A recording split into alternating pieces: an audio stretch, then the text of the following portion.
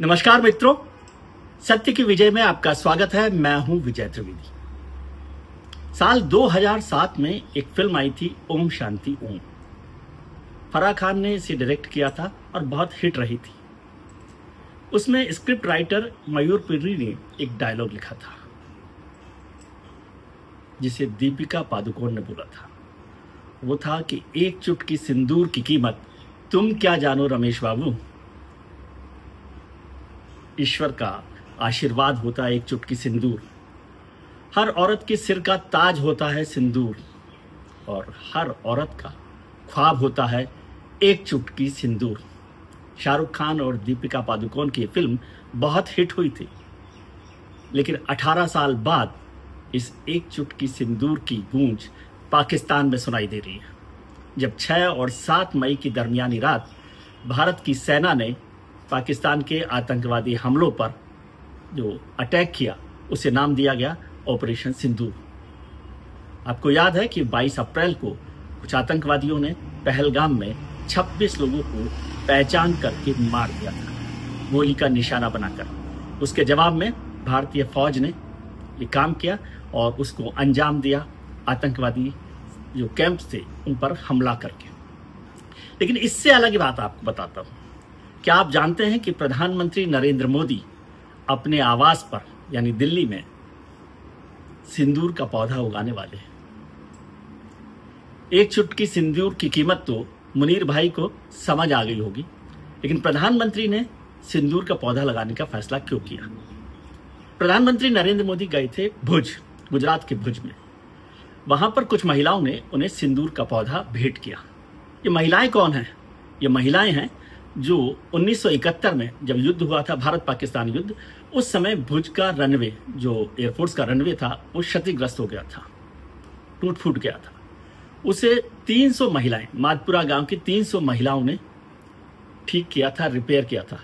और उस रिपेयर के बाद, उस मरम्मत के बाद वहां से भारतीय वायुसेना के विमान उड़े थे और पाकिस्तान का जो हश्र किया था वो पूरी दुनिया ने देखा था। तो वहीं की 4 महिलाएं, कानबाई हिरानी जो 80 साल की हैं, श्यामबाई खोकनी जो 83 साल की हैं आज, लालभाई भूरिया जो 82 साल की है और सामू भटेड़ी जो 75 साल की हैं, उन सब ने मिलकर प्रधानमंत्री को ये सिंदूर का पौधा भेंट किया और प्रधानमंत्री ने भरोसा दिलाया कि वो इसे अपने आवास पर लगाएंगे। सिंदूर का पौधा आमतौर पर साउथ अफ्रीका में उगता है और भारत में महाराष्ट्र, गुजरात और हिमाचल में उगता है। इसका इस्तेमाल सिंदूर के लिए तो होता ही है, महिलाएं अपने मांग में सिंदूर भरने के लिए इस्तेमाल करती हैं। दूसरा, उसको फूड प्रोडक्ट्स के तौर पर इस्तेमाल किया जाता है और उसका आयुर्वेदिक दवाओं में भी इस्तेमाल किया जाता है, खासतौर से रक्तचाप के लिए, रक्त रोगों से जुड़े हुए मसलों में, तेज बुखार में, कफ में आदि में उसका इस्तेमाल होता है और उसकी बड़ी खेती होती है। बहुत लाल चटक रंग के फूल होते हैं जिनके दाने निकालकर सिंदूर बनाया जाता है। उसकी आजकल बड़ी खेती हो रही है, बड़ा रंग का जो काम है, व्यवसाय जो है उसमें किया जाता है। हालांकि आजकल जो आर्टिफिशियल सिंदूर बनाया जाता है वो तो हल्दी, मरकरी और चूने से मिलकर बनाया जाता है। लेकिन ये सिंदूर की कहानी में एक और तथ्य आपको बता दूं। पौराणिक कथाओं में माता सीता का और हनुमान का चर्चा है, हनुमान की चर्चा की गई है। बताया जाता है कि जब लंका से लौटकर रावण से युद्ध के बाद अयोध्या लौटे थे राम, तो महल में थे और एक दिन माता सीता अपना श्रृंगार कर रही थी और मांग में सिंदूर भर रही थी। तो हनुमान ने उत्सुकतावश पूछा कि ये क्या कर रही हैं आप माते? तो माता सीता ने जवाब दिया कि मैं अपनी मांग में सिंदूर भर रही हूँ। ये सुहाग का प्रतीक है। भगवान श्री राम की जो दीर्घायु के लिए, कामना के लिए ये सिंदूर मैं लगाती हूँ और इससे प्रभु श्री राम दीर्घायु भी होते हैं और खुश भी होते हैं।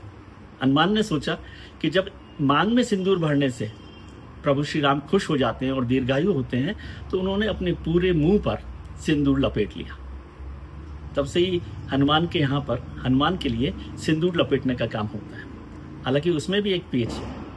2 तरह का सिंदूर मिलता है, लाल रंग का सिंदूर और नारंगी सिंदूर। लाल रंग का सिंदूर मांग में भरने के लिए सुहाग के इस्तेमाल में होता है और नारंगी सिंदूर समर्पण के भाव से हनुमान के लिए इस्तेमाल किया जाता है। उम्मीद है कि आपको ये जानकारी पसंद आई होगी, ये वीडियो आपको पसंद आया होगा। अगर आपको ये वीडियो पसंद आया है तो आप इसे शेयर कीजिए, लाइक कीजिए, सब्सक्राइब कीजिए। और हाँ, आप अपना ख्याल रखिए और अपने साथ उन लोगों का ख्याल रखिए जो आपका ख्याल रखते हैं। मुस्कुराते रहिए। शुक्रिया।